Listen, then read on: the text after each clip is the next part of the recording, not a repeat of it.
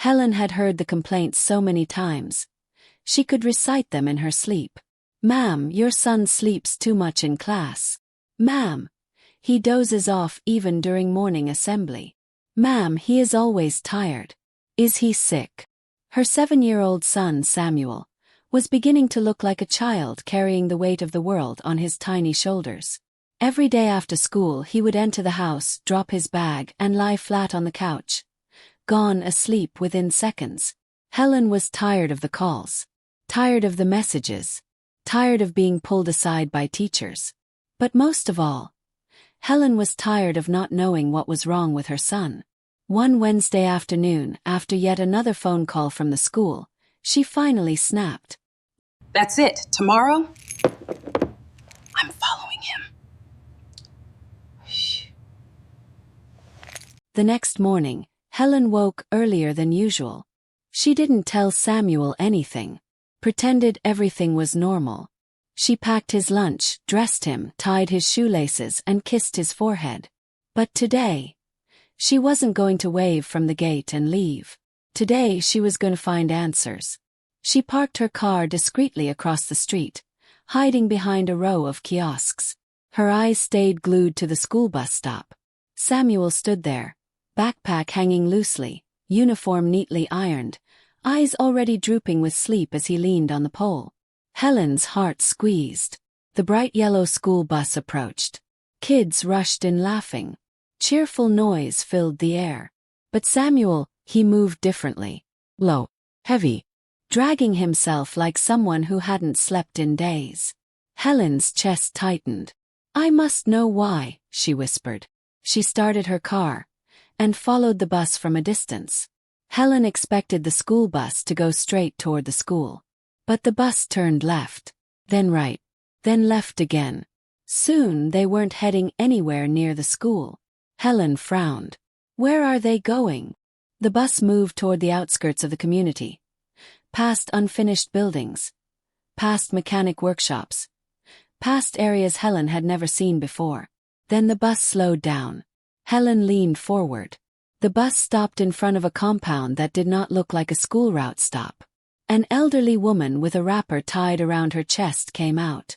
She carried a tray covered with a cloth. The bus attendant jumped down quickly, greeted her, and lifted the cloth. Helen's eyes widened. Inside the tray were plates, piled high with smoky jollof rice, fried dough, puff, and something else she couldn't identify. The attendant laughed, handed the woman money, and loaded several plates into the bus. Helen's mouth fell open. What is going on? The bus continued moving. Confusion and dread crawled into her chest. She kept following. At a traffic light the bus stopped. And that was when Helen saw it. She saw exactly what the children were doing inside. The attendant opened a plate and began passing food to the children. Not the school's food. Not food from their lunchboxes. But food from the tray they collected earlier. Helen's heart skipped, then dropped completely when she saw Samuel. He wasn't eating. He was sleeping, head against the window, deeply exhausted. And the attendant. He nudged Samuel awake and said, "Eat now. You always sleep. You hear me?" Helen's breath caught. Her fingers trembled on the steering wheel. What is this?" she whispered. Then she saw something worse. One child took a spoonful, frowned, and whispered, "This one tastes sour." The attendant slapped the child lightly on the head. "Eat. Your parents paid for food. Eat." Helen felt her stomach twist. Paid. Food. What food? She never paid for food. She packed lunch for Samuel daily. So why was the attendant forcing strange food on the children? Helen felt cold all over. She knew something was wrong. Deeply wrong. She started her engine. "I'm following them," she whispered. "I'm not losing my son." Helen followed the bus deeper into town until they reached another unexpected stop. This time 2 teenage boys came out of a small kiosk. Their aprons were stained. Their hands were covered in oil and powder. One boy carried a small cooler. The other carried a nylon bag dripping with liquid. Helen felt a chill crawl up her back. The bus attendant opened the side door, and the teenagers hurriedly handed the items to him. When the bag tilted, something spilled onto the ground. A sour, milky white liquid. Helen covered her mouth. Dear God! Whatever those boys were selling. It was not safe for children. The attendant whispered something to them and they both laughed. Helen's heartbeat grew louder. What are they feeding our children? The bus continued. Helen followed again. This time, she noticed something she had missed before. The children who sat far from the attendant were left alone. The ones close to him were forced to eat. Her hands trembled with rage. Her son, her gentle, quiet Samuel, was being forced into this every morning. No wonder he was always tired. Always sick. Always sleeping. He wasn't sick. He was exhausted. And maybe worse. Helen's breath broke. I have to stop this, she whispered. The bus finally arrived at the school. Parents stood outside as usual. Teachers greeted students. Everything looked normal. Too normal. Helen parked quickly and rushed out of her car. She reached the bus just as the attendant opened the door. Samuel stepped down slowly. Eyes heavy, looking drained and lost. Helen knelt immediately and grabbed his face gently. Samuel, baby, look at me. His eyelids fluttered. He could barely keep them open. Mummy. I'm tired, he whispered. A tear slid down Helen's cheek. This was not normal tiredness. This was something else. She stood up sharply and faced the attendant. What food were you giving these children on the bus? The attendant stiffened instantly. Ma, I don't understand. Don't lie to me. Helen shouted, her voice shaking with fury and fear. Parents turned. Teachers rushed closer. The school security walked toward them. Helen pointed at the bus. There is food inside that bus. Plates. Containers. Sour milk. Spoiled food. Where did you get it? The attendant swallowed hard. Ma, please, calm down. Answer me. Her voice cracked with the kind of pain only a mother can carry. Samuel leaned against her leg weakly. A murmur spread among the parents. What food? What's happening? Is that true? My child complained of stomach pain too. This is serious. The headmistress hurried over. What is going on here? Helen turned to her, eyes red. My son has been sleeping in class for months. Stomach pains. Weakness. You said it was normal. But today, I followed the bus. The headmistress stiffened. I found out they have been collecting food from random places on the road. Feeding the children without parents' consent. Boiled food. Dirty food. Cheap, dangerous food. All for money. Gasps exploded around the gate. Parents rushed toward the bus. The attendant tried to back away. But he couldn't escape. The headmistress turned slowly to him. Is this true? The attendant swallowed. Then lowered his head. Yes, Ma. A scream left Helen's throat. Some parents began crying. Some shouting. Others grabbing their children. Helen sank to her knees, holding Samuel tightly. Her voice was a whisper. My son, my baby. All this time. Samuel's legs felt weak. Helen held him tighter. Her heart pounding like it wanted to escape her chest. John, please bring the car. A parent shouted somewhere behind her. Another mother cried. My daughter said the food always tasted strange. Oh God! Oh God! Chaos rose around the school gate, but Helen heard none of it. She only saw one thing. Her son's eyes, slowly closing again. Samuel, she whispered urgently. Baby, look at me. Stay awake, please. He mumbled something she couldn't understand and leaned heavily on her shoulder. Helen felt terror rise in her throat. She lifted him into her arms and ran toward her car. Teachers followed. Some parents followed too. Everyone was shouting. The headmistress shouted orders to security, but Helen didn't stop. She couldn't.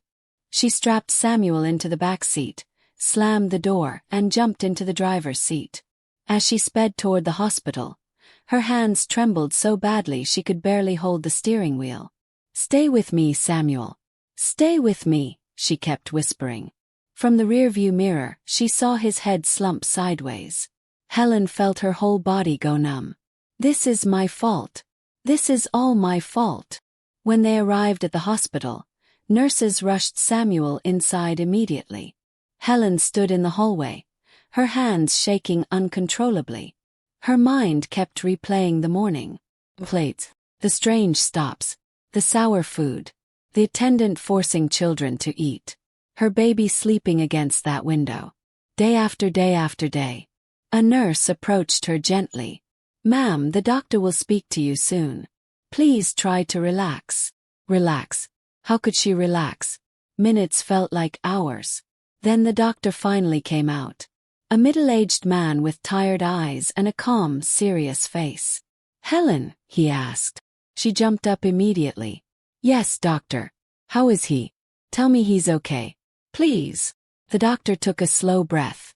"Your son is extremely exhausted and dehydrated." Helen covered her mouth. "But that's not all," the doctor continued. "He has been eating food that is not good for his age. Food that his stomach cannot process properly. Food that may have been handled or stored in unsafe conditions." Helen's knees almost buckled. The doctor held her arm gently. "He's not poisoned, thankfully. But he has been under stress. Physical stress, digestive stress, lack of proper nutrition, lack of proper rest." Helen closed her eyes, tears streaming uncontrollably. The doctor continued softly. "Whatever food he has been eating outside, it has been affecting him for a long time." Helen whispered brokenly. "He has been sleeping on the school bus, and in class, and always complaining of stomach pain. And I thought. Her voice shattered. The doctor placed a hand on her shoulder. "You didn't know. But now you do. And now you need to take good care of your son." Hours later, Samuel blinked his eyes open. "Mummy," he whispered, voice small. Helen immediately leaned over him. "I'm here, baby. Mummy is here. You're safe." He touched her hand weakly. "I don't want to eat the bus food again," he whispered. Helen felt every piece of her heart break. "You never will," she promised. "Never again." He slowly nodded and drifted back to sleep. Helen sat beside him, gripping his small hand, tears falling silently. The next morning, Helen walked into the school with a fire in her chest. Parents were gathered everywhere, some shouting, some crying, some demanding answers. The headmistress stood before them, looking overwhelmed but trying to maintain control. Helen stepped forward. "I want to know why," she said, her voice steady but trembling with controlled rage. "Why were strangers feeding our children? Why were they collecting food on the road? Why didn't the school know? Why was my son suffering for months while we were told it was normal?" Silence fell. The headmistress swallowed hard. "It was the bus supervisor," she finally said. "He made a deal with roadside vendors. He charged parents for morning snacks, even those who did not request it. He used the cheapest leftover food to maximize profit. We just discovered everything today." Helen felt her breath stop. Profit. Money. That was what her son's health was exchanged for. Parents erupted into anger. Security dragged the attendant out of the office in handcuffs. Samuel returned home the next day, paler than usual but smiling softly. "Mummy, can you make food for me today?" he asked gently. Helen's chest tightened. "Yes," she whispered. "With my whole heart." They cooked together in the kitchen. Simple rice. Nothing fancy. But when Samuel took the first bite and smiled, Helen closed her eyes and whispered a silent thank you.